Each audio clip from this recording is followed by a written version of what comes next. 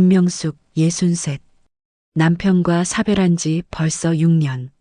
아이들은 모두 결혼해 자기 삶을 살고 명숙은 조용한 아파트에서 홀로 살아왔다. 낮에는 괜찮았다. 하지만 밤이 되면 불 꺼진 집은 너무 넓었다. TV 소리만 가득하고 누구와도 말 한마디 나누지 못하는 날이 길어졌다. 그런 어느 날 동네 친구 최 여사가 말했다. 명숙 씨, 너무 집에만 있지 말고 한번 나가봐. 요즘 다들 나이트클럽 간다던데. 요즘은 어른들만 가는 데도 있어. 명숙은 깜짝 놀랐다. 아니, 나이트클럽을 내가 왜 하지만 최 여사는 웃었다. 춤추러 가는 거지 무슨 이상한 생각이야. 사람들하고 어울리다 보면 외로움도 잊어. 명숙은 망설였다. 하지만 마음 한편이 흔들렸다. 그래, 한 번쯤은 그날 저녁 명숙은 거울을 보며 수십 년 만에 화장을 했다. 입술에 붉은 립스틱을 바르자 낯선 여자가 거울 속에 나타났다. 나 아직 너무 늙지 않았겠지. 심장은 뛰었고 손이 떨렸다. 성인 전용 나이트클럽의 문이 열렸다. 거기엔 늙은 노인들만 있을 줄 알았는데 세련된 남자들, 멋지게 차려입은 여성들, 라이브 음악, 반짝이는 조명. 명숙은 움츠러들었다. 내가 이런데 왜 왔을까 하지만 최 여사가 손을 잡아 끌었다. 괜찮아, 그냥 즐겨. 뜨거운 음악 속 춤추는 어른들 사이에서 명숙은 생전 처음으로 세상과 다시 연결되는 느낌을 받았다. 그리고 그때 그 남자가 나타났다. 키 크고 깔끔한 정장, 흰 와이셔츠 깃을 살짝 풀고 은은한 향수를 풍기는 40대 중반쯤 되어 보이는 남자. 그는 미소 지으며 말했다. 처음 오셨어요? 춤같이 추실래요? 명숙의 심장이 한 번 더 뛰었다. 저는 춤 잘 못 춰요. 괜찮아요. 제가 리드할게요. 그 손은 따뜻했고 표정은 다정했고 오랜만에 누군가가 자신을 바라봐주는 느낌이었다. 명숙은 잊고 있었다. 자신이 여자라는 걸, 누군가에게 미소 받는다는 기분을. 그 한 번의 춤이, 그 한 번의 손길이, 그 한 번의 호감이 명숙의 마지막 남은 경계심을 조용히 무너뜨렸다. 그날 밤 집으로 돌아온 명숙은 잠들지 못했다. 가슴이 두근거리고 머릿속엔 그의 미소만 떠올랐다. 왜 이렇게 설레지? 그 밤 명숙은 알지 못했다. 그 남자는 우연이 아니라 목적을 갖고 다가온 사람이라는 걸. 명숙은 다음 날도 그 다음 날도 그 남자가 떠오르기만 했다. 그렇게 설레는 감정이 마지막으로 언제였는지 기억도 나지 않았다. 남편과 사별한 뒤로 여자로서 누군가의 시선을 받는다는 건 그저 TV 속 드라마에서나 가능한 이야기였다. 그런데 그날 밤 이후 그 남자는 진짜로 연락을 했다. 어제 즐거웠어요. 혹시 괜찮으시면 차 한잔 하실래요? 문자 한 줄이었지만 명숙의 가슴은 다시 뛰었다. 카페에서 마주 앉은 그는 처음 만났을 때보다도 더 젠틀했다. 명숙이 말하면 고개를 끄덕였고 웃으면 따라 웃었다. 혼자 계시다니 많이 외로우셨겠어요. 참 따뜻해 보이시네요. 누구도 그런 말을 해준 적이 없었다. 그는 말했다. 명숙 씨 같은 분이 왜 이렇게 혼자 지내세요? 너무 아깝다니까요. 그 말은 명숙 마음속 가장 깊은 곳을 건드렸다. 그 후로 둘은 자주 만났다. 남자는 늘 먼저 연락했다. 밥 드셨어요? 늦기 전에 들어가세요. 몸은 어디 불편하지 않아요?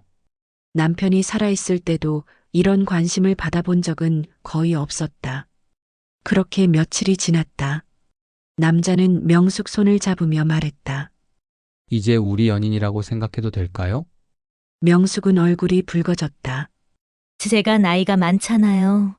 연애 나이가 왜 중요해요? 전 진심입니다. 그 말 한마디에 여자는 스르르 무너졌다. 그날 명숙은 오랜 세월 닫아두었던 마음을 열어버렸다. 남자는 달콤했다. 그리고 지나치게 다정했다. 작은 선물을 건넸고 문자를 수십 번 보내고 매일 밤 잘 자요라고 말했다. 명숙은 마치 젊어지는 기분이었다. 그는 일부러 말했다. 사실 저 이렇게 사랑해 본 적 없습니다. 명숙 씨 만나고 처음 느껴봐요. 하지만 현실에선 그는 나이트클럽에서 수십 명의 여자를 상대했고 그의 목적은 단 하나, 돈. 어느 날 남자가 조심스레 말했다. 제가 힘든 일이 생겼어요. 사업이 갑자기 막혀서 조금만 도와주실 수 있을까요? 명숙은 놀랐다. 무슨 일이에요? 큰 돈이 필요한 건 아니죠? 남자는 한숨을 쉬었다. 제가 이런 말 안 하려고 했는데 어머니 병원비가 밀렸어요. 당장 아니면 수술을 못 받아요. 사실 그런 어머니는 없었다. 하지만 명숙은 그걸 몰랐다. 가슴이 덜컥 내려앉았다. 얼마면 되는 거예요? 남자는 고개를 숙였다. 미안해요. 300만 원만. 명숙은 가진 적금 통장을 떠올렸다. 노년에 쓰려고 모아둔 돈. 혹시 몰라 비상금처럼 아껴둔 돈. 하지만 그가 당황하지 않으려 애쓰는 표정, 떨리는 목소리, 날 사랑한다고 말하던 그 시간들이 떠올랐다. 알겠어요. 제가 해볼게요. 그날 밤 남자는 명숙을 꼭 안으며 말했다. 정말 고마워요. 평생 잊지 않을게요. 하지만 명숙은 몰랐다. 그 껴안음도 그 눈물 같은 연기도 그의 직업이었다는 걸. 300만 원을 건넨 날 이후 남자는 더 달콤해졌다. 전화는 하루에도 수십 번, 명숙이 아프다 하면 한밤중에도 달려왔다. 꽃다발, 작은 목걸이, 달콤한 말들. 그 모든 것이 명숙의 마음을 녹였다. 당신이 있어서 저는 살아요. 그는 그렇게 말했다. 명숙은 오히려 미안했다. 내가 뭐라고 이 나이에 누굴 이렇게 도와주나. 그날부터 그녀는 처음으로 노년이 행복할 수 있다고 믿었다. 하지만 행복은 언제나 계산 아래에 있었다. 어느 날 남자가 다시 힘겨운 표정을 했다. 사업이 잘 되면 우리가 여행도 다니고 같이 살 집도 마련할 텐데. 명숙은 눈이 동그랗게 떠졌다. 정말 나랑 같이 살 생각 있어요? 그럼요. 당신이 없으면 저는 아무것도 아니니까. 하지만 현실은 달랐다. 그는 사업 같은 걸 한 적도 없었고 걱정도 한숨도 모두 연기였다. 남자는 말했다. 투자 한 번만 도와주면 이번 달에 큰 수익이 나요. 명숙은 망설였다. 내가 그렇게 큰 돈은. 남자는 손을 잡았다. 그 손길은 따뜻했지만 목적은 차가웠다. 당신을 믿으니까 말하는 거예요. 우리 같이 살고 싶잖아요. 그 말 한 줄이 명숙의 판단을 무너뜨렸다. 그녀는 평생 모아온 적금을 해지했다. 1,000만 원. 진짜로 큰 돈이었다. 돈을 건네던 날 남자는 명숙 손등에 키스를 했다. 곧 갚을게요. 당신 덕분에 인생이 바뀔 거예요. 그녀는 웃으며 집으로 돌아왔다. 하지만 그날 밤 전화가 오지 않았다.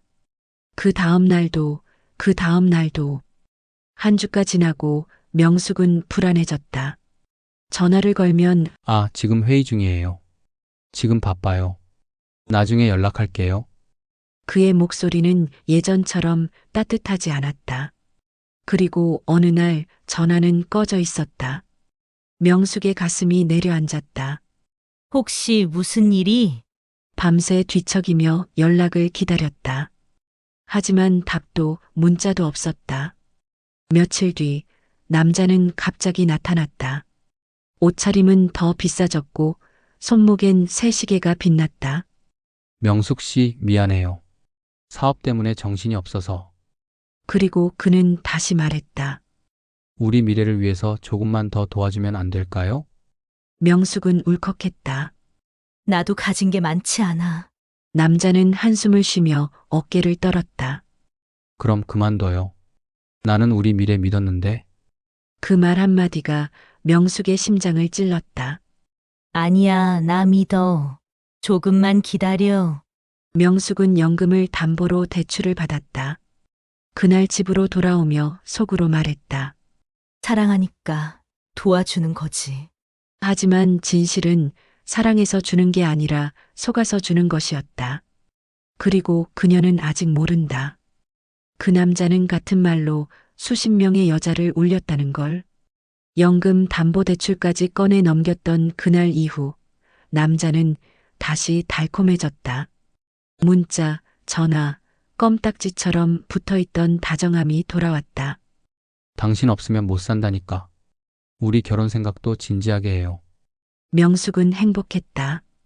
그리고 그의 집에서도 몇 번 밤을 함께 보냈다. 그는 말했다. 이제 진짜 연인 맞죠? 내 전부는 당신이에요. 그 하루하루가 명숙에게는 젊음이었다. 하지만 어느 날부터 패턴이 달라졌다. 남자는 말했다. 오늘은 못 봐요. 거래처 미팅이 있어서. 금요일엔 출장이라 멀리 가야 해요. 주말엔 가족 행사 때문에. 전화는 줄어들었고 문자는 짧아졌다. 목소리는 차가워졌다. 며칠 뒤 나이트클럽에서 함께 놀던 최 여사가 조용히 말했다. 명숙 씨 그 남자랑 너무 깊이 엮이지 말아요. 명숙은 웃으려 했다. 걱정 마요. 그 사람은 달라. 하지만 최 여사는 고개를 저었다. 그 사람 여럿 만나. 그 사람이랑 돈 문제 생긴 사람도 있어. 명숙의 손이 떨렸다. 그럴 리 없어. 그 사람은 나 사랑해. 최 여사는 한숨 쉬었다. 사랑은 돈 빌릴 때 하는 말이 아니야. 하지만 명숙은 듣지 않았다. 듣고 싶지 않았다. 며칠 뒤 남자는 또 돈을 요구했다. 이번만 마지막이에요. 사업이 진짜 잘 되면 우리 같이 살 수 있어요. 명숙은 떨리는 목소리로 말했다. 이번엔 힘들어. 내가 줄 돈이 더. 남자는 표정이 변했다. 그래요? 나 같으면 사랑하는 사람이 힘들다 하면 어떻게든 해보는데. 그 말은 칼처럼 꽂혔다. 명숙은 결국 신용카드를 건넸다. 그리고 사건은 터졌다. 어느 저녁 남자는 연락이 끊겼다. 전화는 꺼져 있었고 문자도 보이지 않았다. 명숙은 불안한 마음으로 아무 말도 하지 않고 남자가 산다던 원룸으로 갔다. 하지만 벨을 눌러도 두드려도 아무도 나오지 않았다. 그때 뒷집 아주머니가 말했다. 거기 며칠째 아무도 안 와요. 잠수 탄 거 아냐? 그 사람 이런 거 자주 하던데. 명숙은 귀를 의심했다. 자주? 아주머니는 덤덤했다. 여자들이 찾아왔다 집 앞에서 오는 거 몇 번 봤어요. 화장품이니 사업이니 다 그런 수법이라던데. 명숙의 다리가 풀렸다. 벽에 손을 짚고 간신히 버텼다. 온몸에서 피가 빠져나가는 기분이었다. 집으로 돌아온 밤 명숙은 침대에서 휴대폰만 바라봤다. 설마 나한테만은. 그때 메시지가 왔다. 남자에게서였다. 심장이 요동쳤다. 하지만 내용은 단 한 줄. 미안해요. 이제 그만해요. 번호는 곧 차단됐다. 이름도 사진도 대화 기록도 모두 사라졌다. 명숙의 손에서 폰이 떨어졌다. 바닥에 엎드린 채 목이 잠기도록 울었다. 내가 바보였어. 사랑이 아니었다. 그의 말도, 그의 손도, 그의 웃음도 모두 일이었다. 그리고 명숙은 깨달았다. 남자가 가져간 건 돈뿐이 아니었다. 명예, 자존심, 마지막 남은 믿음, 그리고 몸까지. 모든 걸 준 뒤에야 그게 거래였다는 걸 알았다. 하지만 이미 너무 늦었다. 전화번호는 차단되어 있었고 메신저 사진은 사라졌고 그가 쓰던 계정은 흔적도 없었다. 명숙은 며칠 동안 아무것도 먹지 못했다. 휴대폰을 쥔 채 잠들지도 못하고 문자 한 줄을 기다렸다. 혹시 무슨 사고라도? 그렇게 현실을 부정하던 시간은 일주일도 되지 않아 깨졌다. 은행에서 전화가 왔다. 체납이 발생했습니다. 대출금 상환 일정이 지연되고 있습니다. 은행 직원은 차갑게 말했다. 그 목소리는 남자의 달콤한 말과는 달리 잔인할 정도로 현실적이었다. 그제야 명숙은 깨달았다. 남자는 돌아오지 않는다. 며칠 후 아이들이 집에 찾아왔다. 점심때쯤이었는데 명숙은 다크서클이 진 얼굴로 잠옷 차림으로 문을 열었다. 큰딸이 말했다. 엄마 왜 이렇게 수척해졌어요? 명숙은 애써 웃었다. 괜찮아. 그냥 좀 피곤해서. 그러나 집안은 지저분했고 싱크대엔 설거지거리가 쌓여 있었고 냉장고엔 먹을 것도 없었다. 작은 아들이 조심스레 말했다. 엄마 설마 돈 빌려준 거야? 명숙의 손이 멈췄다. 허공에서 떨리다 천천히 무릎 위로 떨어졌다. 조금. 얼마? 1300. 아이들은 말을 잃었다. 큰딸은 눈을 치켜떴다. 엄마 왜 그랬어요? 그 남자 엄마 속인 거잖아요. 명숙은 대답하지 못했다. 눈물이 흘렀다. 나도 알고 있었어. 근데 날 사랑한다고 해서. 작은 아들이 울먹였다. 엄마가 사랑받고 싶었다는 걸 우리가 몰랐나 봐. 그 말이 가슴을 쥐어찔렀다. 그 후 일상은 더 무너졌다. 카드빚 독촉장이 우편함에 꽂혔고 연금은 차압 위기에 몰렸고 병원비가 아까워 감기약으로 버티는 날이 이어졌다. 지인들은 수군거렸다. 나이 들어서 뭐 하는 짓이래. 외로웠다고 하지만 그래도 정신 차렸어야지. 명숙은 사람들 앞에 나서지 않았다. 어디로 가도 비난이 따라다니는 기분이었다. 어느 추운 새벽 그녀는 홀로 거리를 걸었다. 나이트클럽 앞. 그날 처음 그를 만나던 자리. 문은 닫혀 있었고 간판엔 폐업이라고 적힌 종이가 붙어 있었다. 마치 자신이 사랑이라고 믿었던 모든 순간처럼 무너지고 사라져 있었다. 명숙은 스스로에게 중얼거렸다. 내가 준 건 사랑이었는데 받은 건 상처뿐이네. 그날 밤 명숙은 작은 방에서 혼자 국을 끓였다. 뜨거운 냄비에서 나는 김이 허공으로 사라지는 걸 멍하니 바라봤다. 사랑받고 싶었다. 여자로 보이고 싶었다. 누군가에게 소중히 여겨지고 싶었다. 하지만 그 욕구를 이용하는 사람들은 언제나 웃으며 다가온다는 걸 이제야 알았다. 밥을 한 숟가락 뜨고 명숙은 천천히 눈을 감았다. 다시는 누구에게도 속지 않을 거야. 그 말은 다짐이 아니라 상처난 사람의 기도였다. 시간이 지나고 빚은 조금씩 갚아나가기 시작했다. 아이들이 함께 도와줬고 명숙은 다시 작은 식당 아르바이트를 시작했다.